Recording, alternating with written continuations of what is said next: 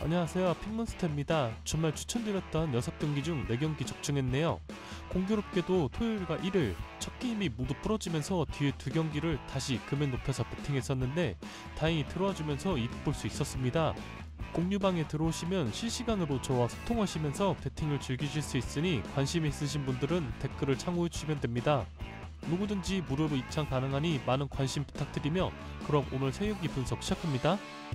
첫 번째 경기는 칼리아리와 콩오의 경기입니다. 칼리아리는 라니에리 감독이 지휘봉을 잡고 건든 첫 시즌 만에 다시 세리에 A로 승격시켰고 지난 시즌 마지막 라운드까지 치열한 잔류 경쟁 끝에 강등권 18위 프로시노네보다 승점 1점 앞서며 가까스로 잔류에 성공했습니다.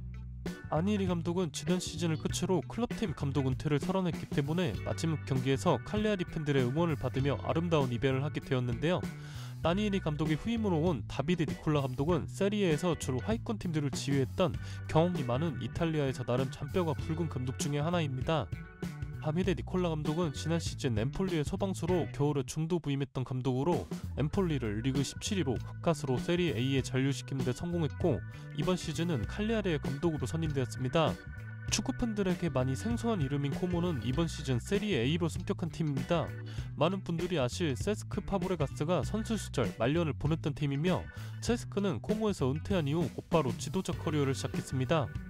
휴무는 약 20년 만에 세리에 A로 돌아온 팀이고 이번 시즌 관심을 크게 받고 있는 부분은 세스크 파브레가스가 감독이라는 점과 이번 이적 시장에서 엄청난 빅네임 선수 영입을 수차례 선동시켰기 때문인데요. 물론 전성기에 비해 기량이 많이 내려온 선수들이지만 세르지 로베르토, 라파엘 바란, 안드레아 벨로티 등이 있으며 레알 마드리드 출신 니코 파스나 맨시티 출신 막시모 페로네 등 빅클럽 출신의 유망주들을 영입하기도 했습니다. 참고로 라파엘 바란은 코모 합류 이후 주장직을 받았는데 현재 부상으로 이탈한 상황입니다. 아무튼 세리에 A로 20년 만에 돌아온 팀이 이 정도의 투자를 할 수 있다는 것은 구단주가 상당히 돈이 많은 팀이라는 것을 알 수 있습니다. 게다가 젊은 감독 세스크 파브레가스를 믿고 전폭적인 지지를 보내는 것으로 보아 세스크의 감독으로서의 능력을 높게 평가하고 있는 것으로 보이는데 저도 이번 기회에 세스크의 전술을 찾아봤는데 공식 포메이션은 4-4-2 포메이션이지만 선수들의 에버리지 포지션을 보면 4-2-4에 가깝습니다. 정말 특이한 것은 전방의 4명의 선수가 모두 매우 중앙지향적으로 움직인다는 점인데요. 세스크가 자신을 소개할 때 전술적으로 펩 과르디올라와 데제르비 감독의 전술을 연구하면서 많은 영향을 받았다고 하는데 정말 참신하다고 느껴졌습니다. 물론 개막전에서 세리에 강호 유벤투스 원정에서 무기력한 경기력 끝에 3대0 패배를 기록하긴 했지만요. 세스크 파브레가스 감독이 이끄는 코모 축구의 매력을 보려면 아마 이 경기가 가장 최적의 경기가 되지 않을까 싶습니다. 배당을 보면 홈팀 칼리아리가 정배당을 받았는데 전혀 메리트 없는 배당이라 생각되어 코모에 플러스 0점 핸디캡 스미로 추천드립니다. 두 번째 경기는 베로나와 유벤투스 경기입니다. 이번 시즌 세리에는 감독들 간의 대이동이 있었는데 베로나 역시 마찬가지로 지난 시즌 베로나를 리그 13위로 이끌었던 마르코 바로니 감독이 라치오로 떠났고 지난 23-24 시즌 엠폴리에서 성적 부진으로 병질되었던 파울루 자네티 감독을 선임했습니다. 파울루 자네티 감독은 백스리 기반의 역습 위주의 전술을 보였는데 개막전이었던 직전 나폴리전에서 3대0 대승을 기록했습니다. 개인적으로 콘테의 나폴리는 어떨까 해서 팔로우했던 경기인데 콘테의 백스의 전술이 기존 나폴리 선수들에게 전혀 맞지 않는 옷이라는 생각이 들었던 경기입니다. 베로나는 전반전 슈팅 0개에 그쳤을 정도로 나폴리에게 주도권을 완전히 내어주었지만 후반전에 역습 찬스를 잘 살리면서 3골을 득점할 수 있었는데요. 하지만 베로나가 대승을 기록할 만큼 경기력이 엄청나게 좋았다? 라고 얘기하기엔 콘테의 나폴리가 너무 못했다고 얘기하는 것이 맞아 보입니다. 유벤투스는 지난 시즌 무능의 아이콘 중 하나였던 알레그리 감독과 결별했고 지난 시즌 볼로나의 챔피언스리그 진출을 이끌었던 티아고 모타 감독을 발빠르게 선임했습니다. 볼로나 시절 티아고 모타 감독의 전술에 본체라고 할 수 있었던 리카르도 칼라피오리와의 링크가 진했던 모습이었지만 칼라피오리 영입에는 실패한 유벤투스인데요. 하지만 더글라스 루이즈라는 수준급 미드필더를 뽑았으며 차세대 6번 미드필더로 리버풀과 바이언 등 많은 빅클럽들의 관심을 받았던 페프랑 티랑 영입에도 성공했고 센터백 칼로르를 밀란에서 임대 영입하기도 했습니다. 일베의 개막전 경기는 홈에서 승격팀 콩오를 상대했고 결과는 3대0 대승이었습니다.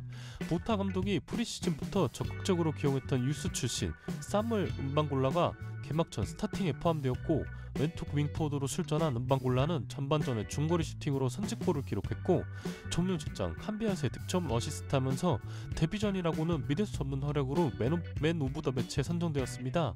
1군의 갓 코르텐 선수가 데뷔전부터 이런 활약을 보였다는 것은 굉장히 의미가 크고요.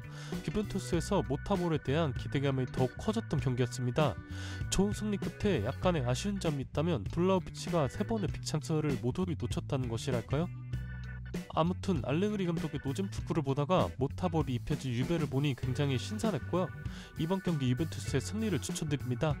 세 번째 경기는 비아레알과 셀타비고의 경기입니다. 지난 시즌 마지막 경기에서 아쉽게 라리가 득점왕 타이틀을 빼앗겼던 소룰로스가 아틀레티코 마드리드로 이적했고 필립 노르겐센, 브레네톤 디아즈 등 많은 선수들을 판매했지만 또 그만큼 많은 영입을 했던 비아레알인데요. 이번에 영입한 선수들의 나이가 19세 윌리 캄보알라를 시작으로 20대 초반에 젊고 유망한 선수들을 대거 영입했기 때문에 이 젊은 선수들이 팀에 빠르게 녹아들 수만 있다면 이번 시즌 세대 교체를 한 비아레알이 굉장히 기대가 되는 이유이기도 합니다. 비아레알은 개막전 아틀레티코 마드리드와의 경기에서 2대2 무승부를 기록했고 2라운드 세비야 원정에서 이번 시즌 비아레알 유니폼을 입은 베테랑 공격수 아요세 테레즈의 종료 직전 극장골로 승리할 수 있었습니다. 가장 돋보였던 선수는 에이스로 성장한 비아레알의 선골 출신 윙어 알렉스 바에나의 활약도 있었지만 캄보알라의 수비도 굉장히 인상적이었는데요. 개인적으로 맨유에서 기대했던 유스 선수인데 참고로 맨유가 세론 조항과 바이백 조항을 데리고 판매한 선수라 잘 성장해준다면 맨유로선 땡큐입니다. 지난 시즌 랑파에 베니테즈 감독을 성적 부진을 이유로 경질했고 당시 셀타비고 B팀 감독이었던 클라우디오 히랄데스를 1군 감독으로 콜업됐습니다. 히랄데스가 팀을 맡은 이후 셀타비고의 경기력이 놀라울 정도로 달라지면서 리그 13위로 시즌을 마감할 수 있었는데요. 제가 지난 시즌 후반기 셀타비고 본성에서도 히를데스 감독의 전술에 대해서 정말 많은 칭찬을 했었는데 다음 시즌이 더욱 기대가 되는 젊은 감독이라고 했었죠. 그 기대에 부응하는 모습으로 셀타비고는 이번 시즌 개막 이후 알라베스와 발레시아를 상대로 모두 승리를 기록하면서 2연승을 기록 중입니다.